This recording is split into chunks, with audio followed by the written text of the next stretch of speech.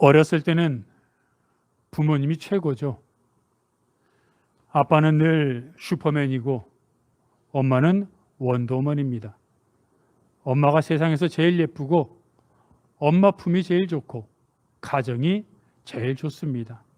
그래서 잠시라도 아빠와 엄마 품을 떠나기 싫어하고 같이 있으면 어디를 가든 어떤 상황이든 행복하고 기쁩니다.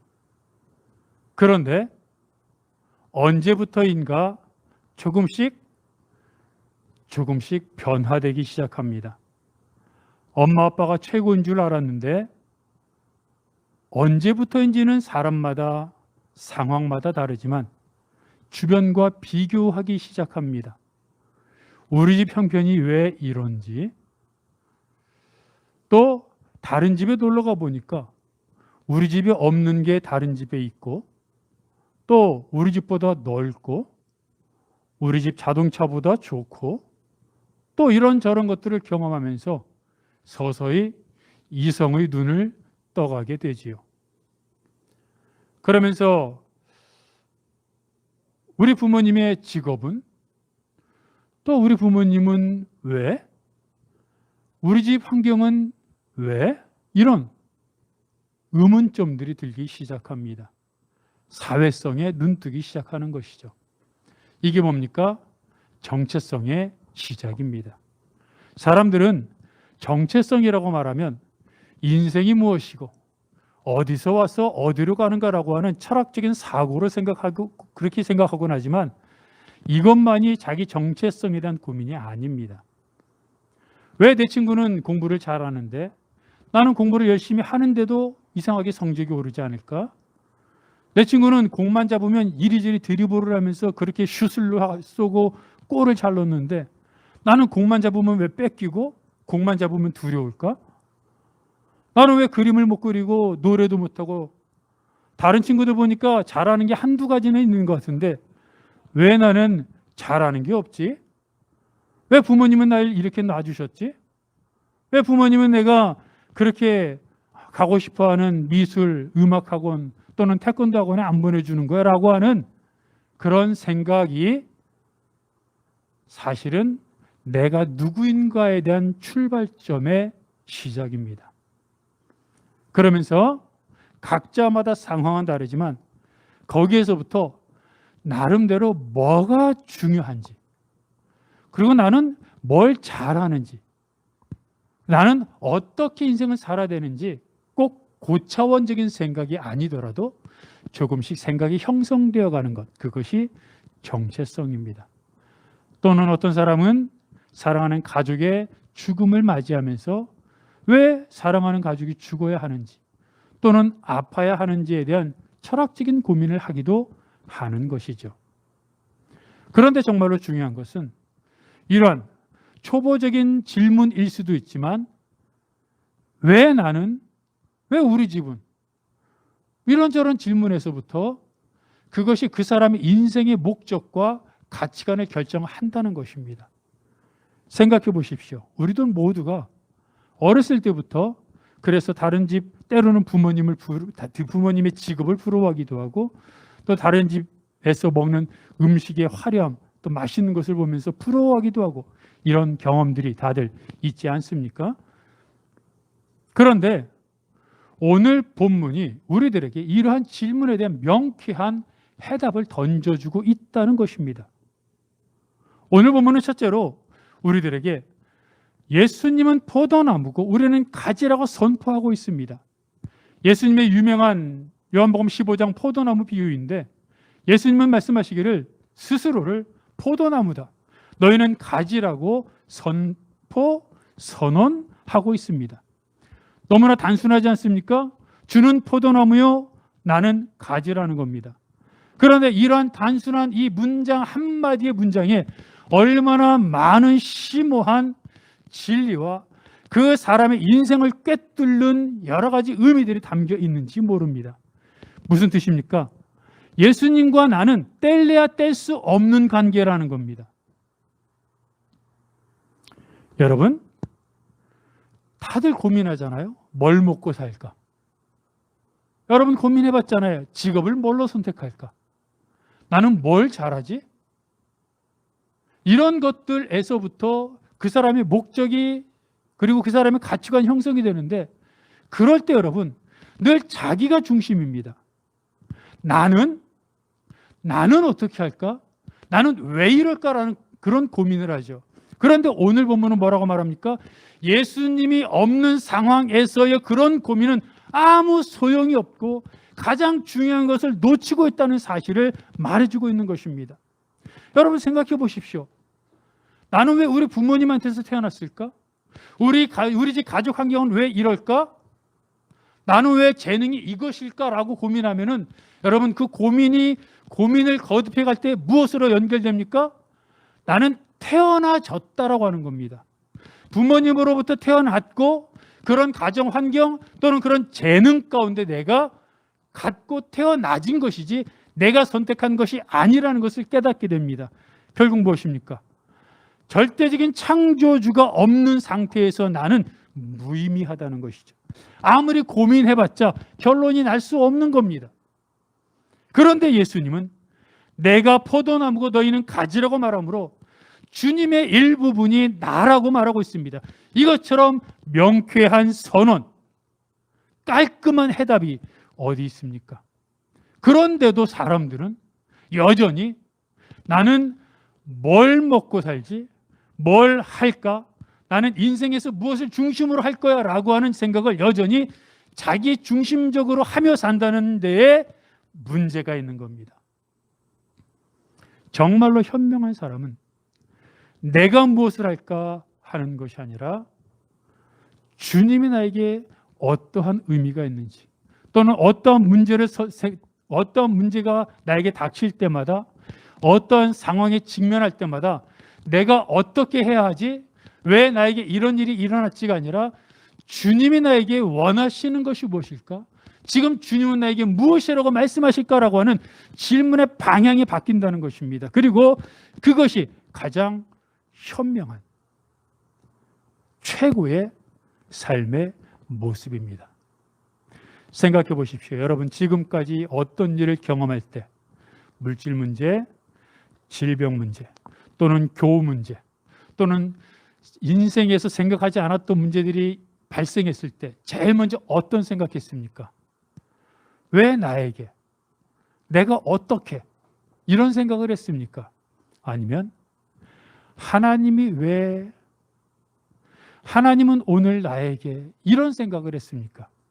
이것은 단순한 질문의 방향이 바뀐 것 같지만 단순한 것이 아니라 가장 중요한 것이라는 것을 우리에게 말하고 있습니다. 예수님이 포도나무요 나는 가지라고 하는 이 단순한 명쾌한 선언은 사실 예수님께서 나를 지켜주시겠다고 하는 보호의 선포의 의미가 있습니다. 왜요? 포도나무와 가지는 떨어진 것이 아닙니다. 가지가 물이 없어서, 가지가 양분이 없어서 말라 비틀어지면 그것은 가지만의 문제가 아니라 포도나무의 문제입니다. 언제 가뭄이 닥칠지, 언제 홍수가 닥칠지, 언제 태풍이 불어올지, 언제 산불이 날지 압니까? 그러니까 사람들이 고민하는 거 아닙니까? 그러니까 사람들이 모으고 투자하고 심지어는 다른 사람의 것까지도 내 것으로 만들려고 하는 가장 근본적인 이유가 그것 아닙니까? 불안하니까. 나를 보호하기 위해서 아닙니까? 그런데 주님은 뭐라고 말씀하십니까? 내가 포도나무야. 너는 나에게 붙어있는 가지야. 그 말씀은 주님이 우리를 보호하신다는 것이기에 나에게 닥치는 가뭄, 나에게 닥치는 질병의 문제, 또 사람과의 갈등으로 인한 아픔과 상처, 치밀어 오르는 분노의 문제, 이런 모든 것이 주님이 함께 겪고 있다고 하는 사실을 우리에게 얘기해 주고 있습니다. 저는 가끔 너무나 감사한 것은 살다 보면 여러분 웃을 때가 있지만 입에서 탄식이 나올 때가 있지 않습니까? 깊은 한숨이 쉬어질 때 있지 않습니까?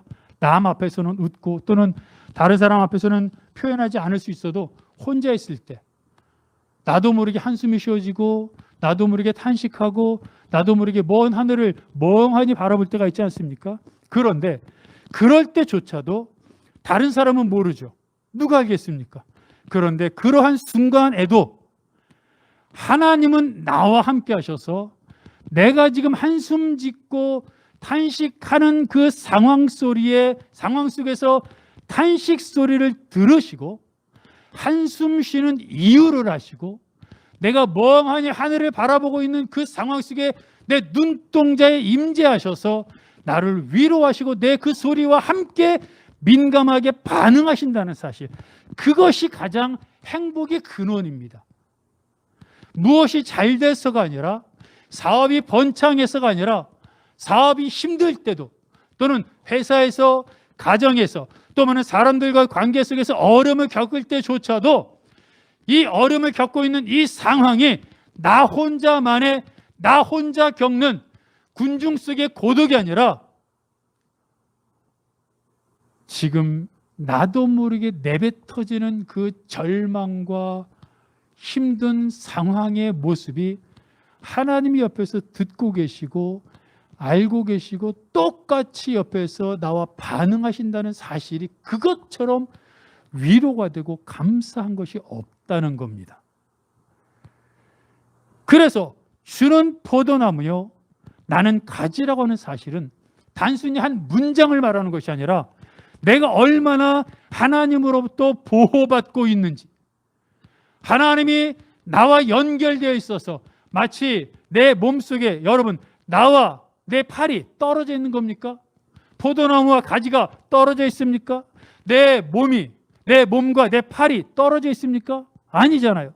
내 몸속에 있는 피가 팔 속에 있는 피로 연결이 되어 흐르듯이 예수 그리스도의 은혜와 사랑이 나에게 그대로 적용되어 흘러가는 그 관계 속에 살아가는 하루하루는 혹시 힘든 상황이어도, 혹시 물질이 부족해도, 혹시 내 마음대로 되지 않아도 그 상황 속에 잠잠히 하나님을 생각해 보면 그 상황 속에서 하나님을 바라보고 하나님을 묵상할 수 있는 것이 은혜고, 이것을 통해 나를 일으키실 것이 은혜기에 더 이상 아무것도 내버릴 것이 없다고 하는 사실을 깨닫게 됩니다.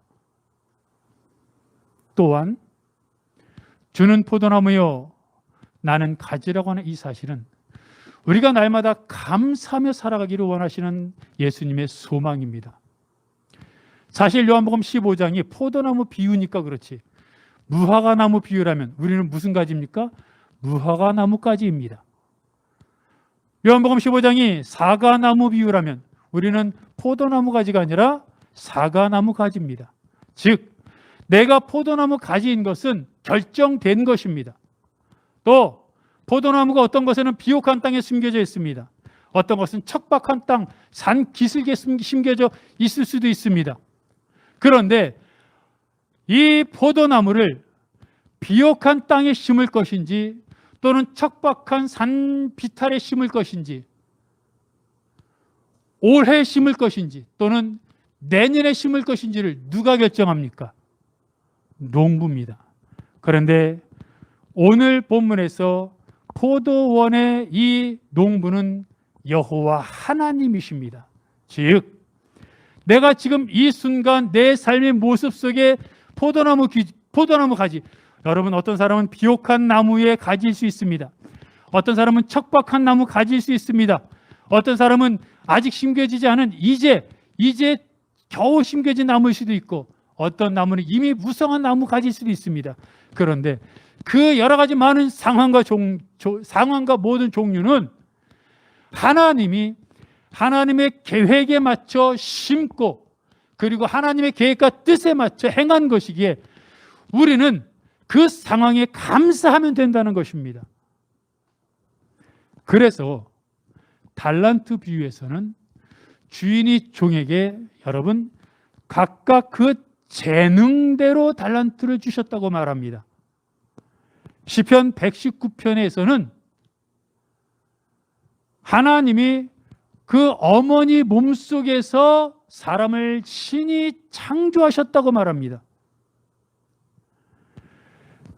내가 어머니 몸속에 심겨지는 순간 그 어머니와 아버지의 재능과 상황이 나에게 전달되는 겁니다. 내가 조선시대 또는 내가 미국에 또는 내가 어떤 상황에 어떤 어머니의 몸속에 심겨졌느냐에 따라 아버지와 어머니의 유전자를 통해 하나님이 나에게 주시려고 하셨던 달란트와 재능과 그리고 시대적 상황이 다 하나님의 계획 속에서 우리에게 연결되는 것이기에 내가 왜 미국 사람인지, 내가 왜 한국 사람인지, 내가 왜 조선 사람인지 이것은 내가 판단할 것이 아니라 주어진 상황 가운데 감사하면 된다는 것입니다. 중요한 것 하나, 신명기 8장에서는 뭐라고 말합니까? 하나님께서 우리에게 재물 얻을 능력을 주셨다고 말하고 있습니다. 사람들이 말하죠. 내가 공부했으니까 좋은 대학교 갔지. 내가 밤새서 일했으니까 사업이 번창했지. 내가 잠시도 쉬지 않고 열심히 운동했고 발레를 했고 그림을 그렸고 노래를 했으니까 유명한 성악가가 되었고 화가가 되었고 이런 운동선수가 되었다고 말하죠. 그런데 하나님 말씀하십니다. 너에게 학문적인 재능을 주었기 때문이다. 너에게 운동의 천부적인 소질을 주었기 때문이다. 너에게 예술적인 감각을 갖고 태어나게 했기 때문이다 라고 말합니다.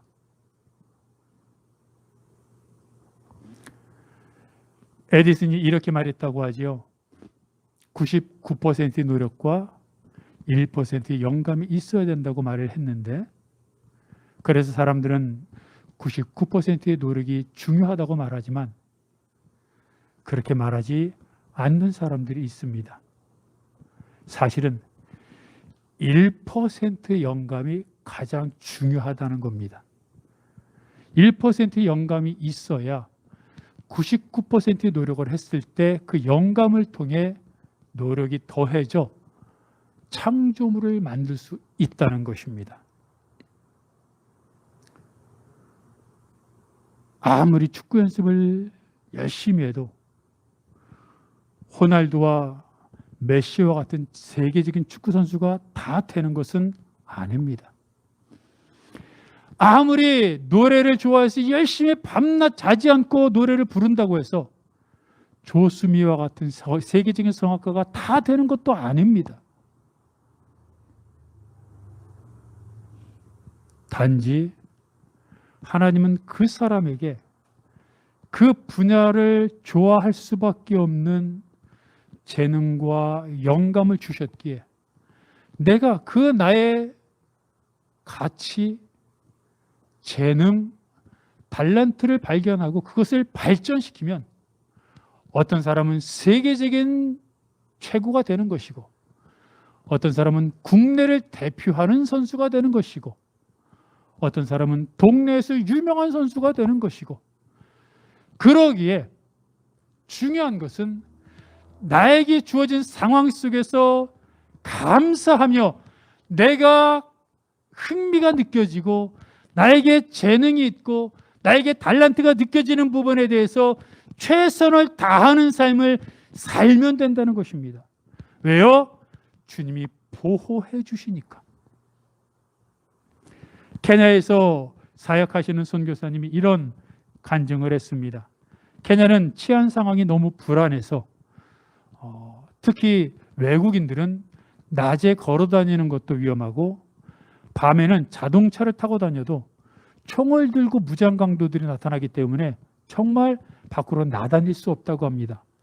그래서 외국인들이 거주하는 그 단지 내에서 다녀야 되고 그런 가운데 유일한 낙은 교민들끼리 서로 식사 대접을 하고 아는 사람끼리 잠깐씩 만나는 것이라고 합니다.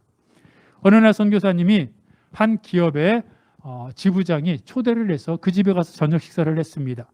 이야기를 나누고 이런저런 교제를 하다 보니 밤이 늦어 집에 돌아오기로 했는데 집을 나서려고 그 분의 집을 교민의 집을 나서려고 하는데 사모님이 문득 선교사님을 붙잡더라는 겁니다. 그 집에 남매가 있는데 그렇게 사이가 좋은데 오늘따라 유난히 이 애들이 다퉈서 분위기가 너무 안 좋으니 선교사님이 가서 그 아이들의 얘기를 좀 들어봐 주세요 라고 부탁을 하더랍니다. 그래서 선교사님이 나가려던 걸 멈추고 아이들 방에 들어가 아이들의 이야기를 들어주기 시작했습니다. 5분쯤 지났을까 갑자기 밖에서 수십 발의 총성이 들렸습니다. 그 교민들의 집은 대부분 담장으로 되어 있는데 담장도 그 경비가 문을 열어줘야만 출입할 수 있는 구조로 되어 있다고 합니다. 알아보니 무장 강도들이 근처에 있던 은행을 털고 그 다음에 선교사님이 머물고 있던 그 교민의 집 문 앞에서 웅크리고 있다가 누군가 나오면 그 차를 탈취해서 타고 도망가려고 했다는 겁니다. 그러다가 그것을 발견한 경찰들과 총격이 벌어진 겁니다. 선교사님은 그 말을 듣고 아차 했습니다. 5분만 일찍 집을 나섰더라면, 아이들이 그때 남매가 다투지 않았더라면, 아이들이 다퉜더라도 그 아이들의 이야기를 들어주려고 하지 않고 그냥 집을 나섰더라면 선교사님 부부가 차를 타고 나갔을 것이고 그 차는 무장 괴한들에게 탈취당하고 어쩌면 생명의 위협을 느꼈을 수도 있었기 때문입니다. 그러면서 이 선교사님은 항상 그 당시에는 이해할 수 없는 일들이 많지만 조금만 시간이 지나고 나면 절묘한 하나님의 타이밍, 하나님이 맞춰주시는 그 시간을 통해서 나를 이렇게 보호하시는구나 하는 일들을 한두 번 경험한 것이 아니라는 겁니다. 여러분, 선교사님만 그렇습니까? 우리들에게 닥쳤던 일들을 생각해 보십시오. 내가 생각했던 것, 내가 계획했던 것, 내가 하려고 했던 일들이 제대로 진행되지 않고 포기되고 좌절된 것, 또는 여러 가지 고민으로 인해서 마음이 상하고 힘들었던 적이 한두 번이 아니지 않습니까? 그 당시에는 내가 계획했던 대로 되어야, 내가 원하는 대로 되어야 그게 최선이라고 생각하지만 잠시 후 시간이 지나 단지 내가 원했던 일이 이루어지지 않았다는 사실뿐만 아니라 그 일을 통해 주변 여건과 모든 것이 얽혀진 것들을 알게 되었을 때, 아, 그래서 이것이 이렇게 진행되었구나라는 것을 알게 될 때가, 그래서 하나님이 하셨구나라고 깨닫게 되었던 적이 없습니까? 늘 깨닫게 되지 않습니까? 이것이 바로 주는 포도나무요 나는 가지라고 하는 이 단순하고도 평범한 한 문장 속에 있는 하나님이 우리에게 주시는 하나님의 보호와 인도하심에 대한, 우리와 하나님이, 예수님이 뗄래야 뗄 수 없는 깊은 관계라는 것을 깨닫게 해주는 말씀이라는 겁니다. 이것을 우리가 깨달을 때에 내 혼자가 아니라, 나는 더 이상 혼자 공부하는 것이고 혼자 일하는 것이고 혼자 사자오리 속에 내동댕이 쳐진 상황이 아니라 주님이 나의 손을 붙잡고 나와 늘 함께한다는 사실을 깨닫게 되기 때문에 힘을 얻을 수밖에 없습니다. 지금도 여전히 우리의 삶은 가시나무에 찔려 있을 때도 있고, 가시밭길 또는 자갈 덩어리로 힘들어할 때, 앞에 강이 막혀 산이 높이 솟아 주저앉아 있을 때가 많습니다. 이러한 때일지라도 단순히 현재 상황만 기억할 것이 아니라 이 상황이 왜 닥쳤는지, 그리고 이 상황을 통해 주님이 뭐라고 말씀하시는지 다시 한번 묵상하며 주는 포도나무요 나는 가지라고 하는 사실 앞에서 늘 하나님을 온전히 바라보는 여러분이 되시기를 바랍니다. 오늘 본문은 두 번째로 포도나무에 붙어 있으라 말하고 있습니다. 주는 포도나무요 나는 가지입니다. 그러면 포도나무 가지가 포도나무에 대해서 해야 될 유일한 일은 뭡니까? 4절은 붙어 있는 것이라고 말합니다. 너무나 당연한 거 아닌가요? 포도나무에 가지가 붙어 있는 게 너무 당연하죠. 떨어져 있으면 그것은 죽은 것입니다. 그런데 한편으로는 아니 나무야, 가지가 붙어 있는 걸 우리가 머릿속으로 이해가 되고 또 눈으로 볼 수 있는데 주님한테 어떻게 붙어 있습니까? 어떻게 하는 것이 붙어 있는 겁니까? 그런데 오늘 보면은 뭐라고 말합니까? 그가 내 안에, 내가 그 안에 있으면 이라고 말합니다. 즉 우리가 주님 안에, 주님이 우리 안에 있으면 그게 붙어 있는 거라는 겁니다. 사실은 이 말도 이해가 되는 듯 하면서도 이해가 안 됩니다. 어떻게 하는 게 주님 안에 있는 겁니까? 그런데 7절은 이렇게 말합니다. 너희가 내 안에, 내 말이 너희 안에 있으면. 무슨 말씀입니까? 주님의 말씀이 내 안에 있는 것이 나뭇가지가 포도나무에 붙어 있는 것이고 그게 주님 안에 있는 것이라는 설명입니다. 무엇을 섭취하느냐에 따라 몸이 변화됩니다. 고열량, 고칼로리 음식을 먹으면 얼마 되지 않아 찌죠. 채소 위주, 담백한, 자연 친화적인 음식을 먹으면 또 살이 빠집니다. 운동을 하면 근육이 생기고 피곤해서 그만두면 또 몸이 금방 또 해이해집니다. 사람이 오래 머무르면 그 머무른 곳의 향기, 냄새, 그 다음에 그 모든 것의 환경이 나를 지배하게 됩니다. 그렇기 때문에 내 삶의 모습 속에서 내가 어떤 모습을 하고 어떤 상황 속에 살아가느냐 하는 것이 정말로 중요하다는 것을 우리에게 얘기해 주고 있습니다. 스리랑카에 있는 목회자들이 영성 세미나에 참석해서 훈련을 받다가 스리랑카 수도 근처에 있는 목장에 가게 되었습니다. 그곳에서 이런저런 영성 세미나를 받게 되었는데 사슴이 되새김질을 하는 것을 목회자들이 30여 분 동안 돌아가면서 이렇게 관찰했다고 합니다. 그때 한 스리랑카 목회자가 이렇게 말을 했다고 합니다. 아, 이제야 묵상이 뭔지 알겠습니다. 묵상은 기발한 아이디어나 설교거리를 찾는 것이 아니라 하나님의 말씀을 씹어먹는 것이군요. 하나님의 나에게 주시는 말씀을 내가 듣고 그것을 인내하며 내 안에서 소화시키는 것이 묵상이군요 라고 대답을 했다고 합니다. 여러분, 맞습니다. 하나님의 말씀이 내 안에 들어오는 것은요, 말씀을 읽음으로 이루어지는 겁니다. 말씀을 빨리 읽느냐 천천히 읽느냐, 많이 읽느냐 적게 읽느냐에 따라 좌우되는 방법론을 말하는 것이 아닙니다. 말씀이 내 안에 들어와야 그 말씀이 내 뼈와 근육과 살과 피를 이루는 것인데 어떻게 해야 하나님의 말씀이 내 안에 들어와 나를 움직이는 기본이 되느냐? 묵상입니다. 근데 여러분 알지만 기도하려고 무릎 꿇으면, 기도하려고 눈을 감으면, 말씀을 묵상하려고 책을 대하면 금방 묵상의 경지로, 기도의 경지로 들어갑니까? 아니죠. 문득 해야 할 일이 떠오르고 누군가의 약속이 떠오르고 또는 내 마음속에 있는 해결되지 않은 감정들, 내가 기도하려고 또는 묵상하려고 하기 바로 직전에 누구와 싸웠고 다퉜던 또는 며칠 전에 그와 다퉜던 내용들이 떠오르면서 나를 혼잡하게 만듭니다. 이런 것들을 다 추스르고 그리고 마음을 정리하며 하나님 말씀을 하나하나 섭취하는데 시간이 걸립니다.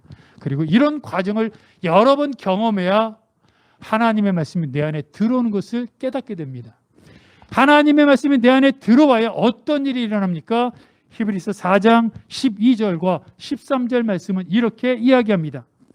하나님의 말씀은 살아있고 활력이 있어 좌우에 날선 어떤 검보다도 예리하여 혼과 영과 및 관절과 골수를 찔러 쪼개기까지 하며 또 마음의 생각과 뜻을 판단하나니 지으신 것이 하나도 그 앞에 나타나지 않음이 없고 우리의 결산을 받으시 이에 눈 앞에 만물이 벌거벗은 것 같이 드러나느니라. 히브리서 4장 12절 말씀은 우리가 너무나 많이 읽어서 압니다. 살아있고 활력이 있어 혼과 영과 관절과 골수를 찔러 쪼갠다. 우리 온몸을 주관한다는 얘기죠. 그런데 사실은 여러분, 히브리서 4장 13절 말씀에 뭐라고 말합니까? 지으신 것이 눈앞에 만물이 벌거벗은 것 같이 드러난다. 지으신 것이 벌거벗은 것처럼 드러난다고 말합니다. 내가 말씀을 읽지 않습니까? 그러면 누가 주체입니까? 내가 주체죠. 말씀은 객체죠. 그런데 아니라는 겁니다. 말씀이 주체가 되고 내 삶이 내가 객체가 되어버립니다. 말씀이 나를 쪼개기 시작하고 말씀이 나를 벌거벗겨 버립니다. 사람들 앞에서는 포장할 수 있었습니다. 사람들 앞에서는 내 생각 또는 내 속에 있었던 감정들 또는 나 혼자 있을 때 내뱉었던 모든 불평과 불만과 이런 것들 사람들은 모릅니다. 그런데 말씀을 대하는 순간 말씀이 그런 나의 모든 속사람을 낱낱이 쪼개버리고 난도질을 해서 마치 발가벗은 것처럼 하나님 앞에 드러납니다. 이게 묵상입니다. 이게 주님 앞에 붙어 있는 겁니다. 단순하게 볼까요? 붙어 있는 게 뭡니까? 바라보는 겁니다. 주님을 바라보면 됩니다. 여러분, 매일마다 주님 바라보면 됩니다. 쉽죠? 쉬워요? 아닙니다. 1시간은 바라볼 수 있습니다. 어떤 사람은 몇 시간은 바라볼 수 있을 것입니다. 그런데 세상에 가만 놔둡니까? 회사의 업무가 주변 사람들이 주님을 바라보는 나를 툭툭 건드리지 않습니까? 턱턱 때리고 이간질하고 그 다음에 발목 잡고 넘어뜨리고 싸움을 걸지 않습니까? 그러면 어떻게 됩니까? 바빠서 내 감정이 요동쳐서 주님을 바라보기를 멈춰버립니다. 주님을 바라봐야 된다는 생각조차 잊어버립니다. 언제 주님을 위해 내가 죽어도 살아도 주를 위해 살고 주를 위해 죽겠다고 노래를 찬양을 그렇게 불렀지만 1시간도 안 돼요. 아니 누가 내 자존심을 턱 하고 건드리는 순간 모든 게 와르르 무너져 버립니다. 그래서 하나님의 말씀을 묵상함으로 내 뼈와 살과 근육과 내 세포가 되어야 다른 사람이 나를 툭 쳐도 일시적으로는 흔들릴 수 있지만 다시 영적 근육이 되살아나 주의 말씀으로 주님을 바라볼 수 있는 것입니다. 그래서 말씀을 묵상해야 합니다. 그래서 하나님 말씀을 묵상하는 방법은 여러 가지가 있겠지만 날마다 그 말씀을 붙잡고 날마다 내 안에 새기면서 주를 위해 살겠다고 다짐하고 나를 넘어뜨리고 비꼬고 무시하고 나를 공격하는 그 사람들 앞에서도 대화하면서도 주의 말씀을 내가 묵상해야 내가 주님 포도나무에 붙어 있게 되는 겁니다. 여러분, 머리에 있는 피가 팔에 있는 피로 흘러가듯이 팔로 흘러가듯이 머리에 있는 모든 혈관과 신경이 팔로 연결되듯이 하나님의 말씀을 묵상할 때 하나님의 은혜와 사랑이 그대로 나에게 흘러넘쳐 내 삶이 풍요로워질 수밖에 없고 내 삶이 행복할 수밖에 없고 누가 나를 건드려도 처음에는 욱했지만 시간이 지남에 따라 욱하지도 않고 이제는 여유롭게 바라볼 수 있는 그런 수준에까지 도달하게 되는 겁니다. 날마다 포도나무에 붙어 있겠다고 다짐하는 여러분이 되시기를 바랍니다. 성경은 세 번째로 포도나무에 붙어 있으면 많은 열매를 맺게 될 것이라고 말합니다. 무화과나무 가지라면 무화과를 열 것입니다. 사과나무 가지라면 사과를 열 것입니다. 포도나무까지니까 포도 열매를 열 것입니다. 그런데 많이 열 것이라고, 많은 열매를 맺을 것이라고 하니까 우리는 일률적으로 몇 개라고 하는 또는 수많은 것만을 상상합니다. 하지만 하나님이 말씀하시는 많은 열매는 아까도 말했지만 비옥한 토지에 심겨졌느냐, 척박한 토지에 심겨졌느냐, 올해 심었느냐, 내년에 심었느냐, 어느 땅에 심었느냐에 따라 많은 열매는 맞지만 숫자와 종류는 달라집니다. 그것에 대한 여유와 평안함이 붙어있는 가지에게 있습니다. 디모데후서 2장에는 집에 있는 그릇들에 대해서 얘기합니다. 금그릇, 은그릇, 나무그릇, 질그릇. 사람들은 거기서 귀하게 쓰는 것은 뭐라고 생각합니까? 금그릇과 은그릇이라고 생각합니다. 천하게 쓰는 것은 나무그릇, 질그릇이라고 생각합니다. 왜요? 세상이 그렇게 가르치니까요.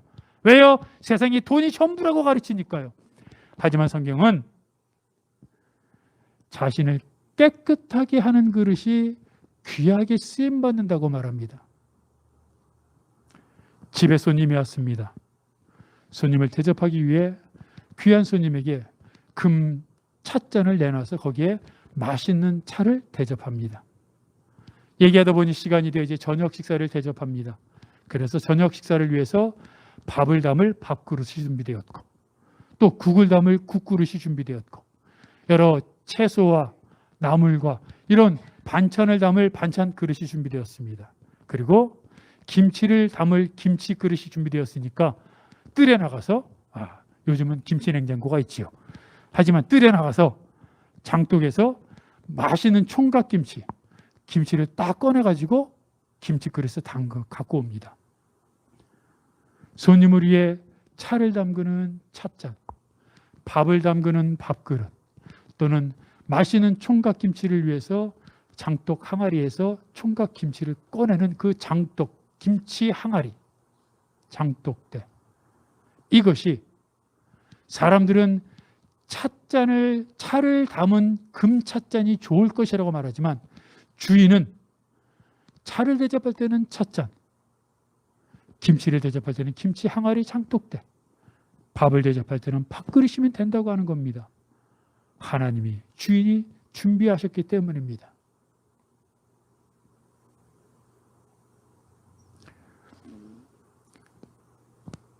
포도나무에 붙어 있으면 여러분, 열매는 하나님이 내시는 겁니다.